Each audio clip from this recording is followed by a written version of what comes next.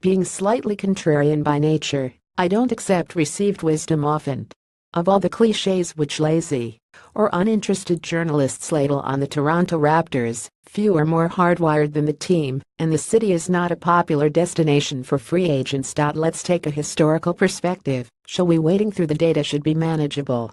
After all, the team is only 20 years old. Alvin Robertson was the first free agent FA ever signed by Isaiah Thomas in 1995. You're welcome to do your own review, but my conclusion is simple: the Raptors haven't suffered from FA disdain. The negative reputation has been built largely on the August 2000 fiasco, which resulted when Tracy McGrady bolted to the Orlando Magic. Chris Bosh's nasty divorce from the team in 2010 added fuel to the fire. Toronto, California, January 22. Louis Scalatmac should have stayed at Mac was at pains then and now to point out his departure from the Raptors wasn't an indictment of city or team, but a desire to return to his Florida home. And yes, Tracy used a sign trade agreement as his mechanism to leave, not a FA deal. Either way, he was gone. 22nd time out. The compensation the Raptors received for losing to Mac was the draft rights to Fran Vasquez, who was selected in the 2005 draft, but never left Europe. That little factoid, which I didn't know until I started my research, is more proof of how much NBA rules stink.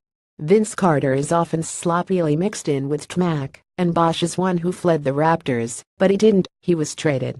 By some accounts, he regretted the way he had been behaving very badly. He was jogging back on D and called then coach Sam Mitchell to say he didn't want to be moved after all.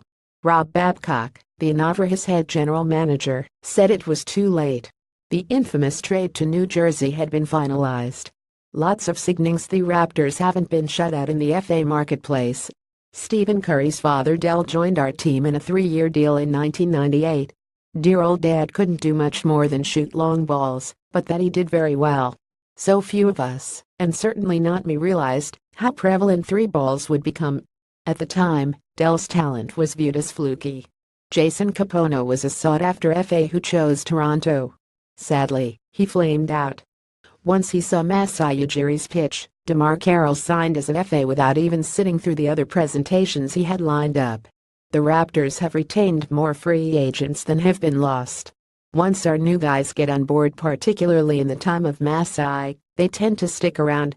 Yes, we lost PJ Tucker, which wasn't part of the plan, but Patrick Patterson's departure was not opposed by the team. Remember, Pat was one of those who happily re-upped after deciding he didn't want to be moved after all. Kyle Lowry has also admitted that he had no intentions of remaining once his contract was up, but grew to love his new home.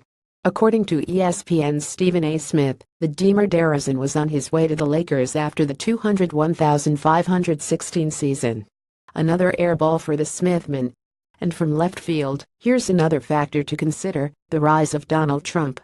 Look at these U.S. election night tweets from the likes of one of Canadians Norman Powell and Patrick Patterson, as assembled by the CBC. Is it conceivable that players will be attracted to hoops north of the U.S. border because of their almost universal disdain for the erratic boy? Am I being kind? Resident of the White House taken up to the moment. Look at how the president is perceived by NBA players. Wow. Players want to be well treated and to win. The Raptors are well on their way to creating an environment which checks both those boxes. Toronto could end up as San Antonio North, every free agent's second choice. It could be worse. More from Raptors Rapture.